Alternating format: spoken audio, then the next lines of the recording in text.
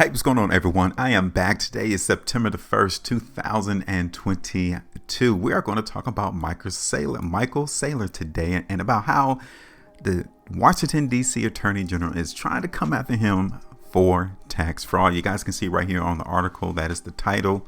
We're going to go through that today. Then we're going to do a quick look at the Bitcoin price to see if the market's going to continue to move higher or go down. Where are we going to go? So I'm going to give you all the heads up as to what I suspect the price in Bitcoin is going to do, and if this type of information is going to have any impact on Bitcoin's price going forward. So before I get started, as always, I like to start off with, if you all appreciate my videos and my content, hit the like button, share the video, and also subscribe here to my channel. Right, so look at this article. It came from Crypto Briefing just 17 hours ago, and the title reads, Michael Saylor and MicroStrategy sued for tax fraud. Now, Mike has been accused of evading tax on hundreds of millions in income over 10 years, over a decade. So they've been keeping track, apparently, of Mike and the amount of money that he's been bringing in DC. Now, you guys can see right here some of the key takeaways of the article. DC Attorney General Karl Racine announced the suit on Twitter today, accusing Saylor of avoiding as much as 10 years worth of income taxes. Now, why would the AG make such an announcement on Twitter, right? Like, have we gone so far into the social media platform that even prominent positions like the Attorney General places these type of information on Twitter?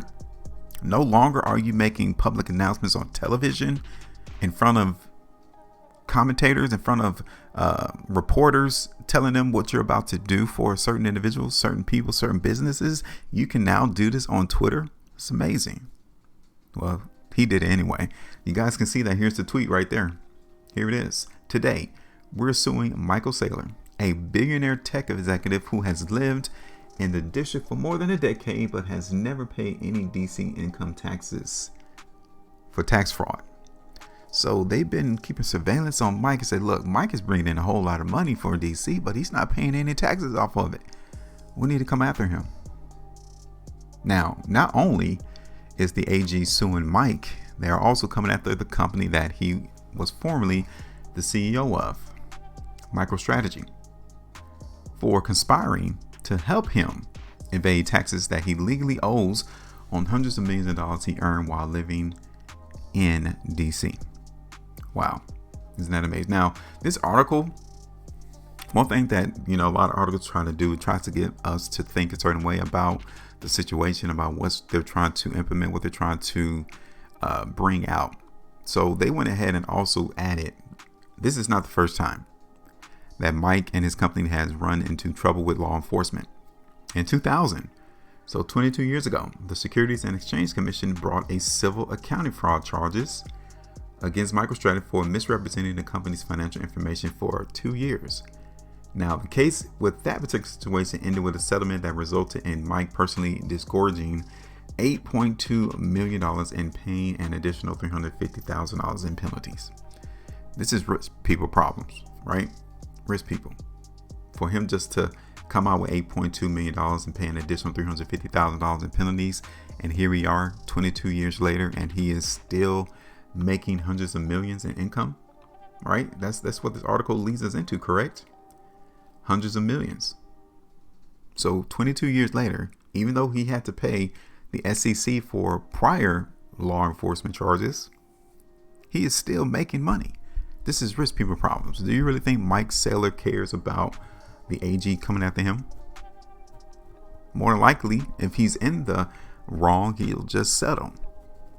And just like he did with the SEC, just pay a couple of millions of dollars and move on.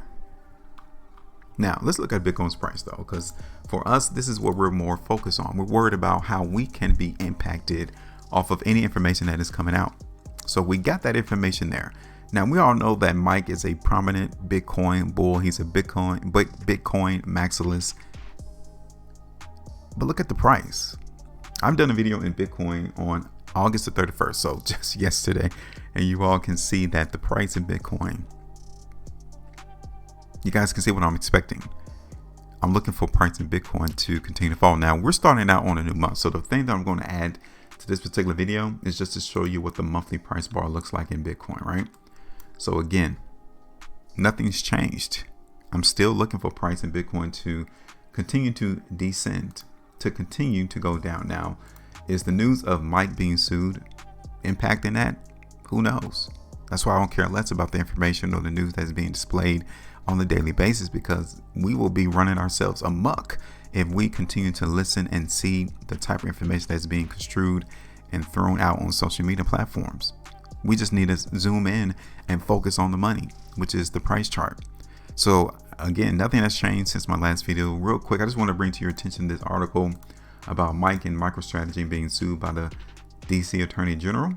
And overall, the price still remains the same. Still looking for Bitcoin to trend a little bit lower. Now I'm done. That's it. Simple, easy, not complicated, not confusing. And that's how it's supposed to be. So now I'll give your time back. Appreciate you all stopping by. Like I said earlier, if y'all appreciate my videos and my content, make sure you hit that like button, share the video, and also subscribe here to the channel. Before you go, drop me your price prediction, your price target in the market for Bitcoin. It's just that simple. You guys can see what I'm thinking already. So now I want to know what you all think. Make sure you maintain profitability. And as always, trade different.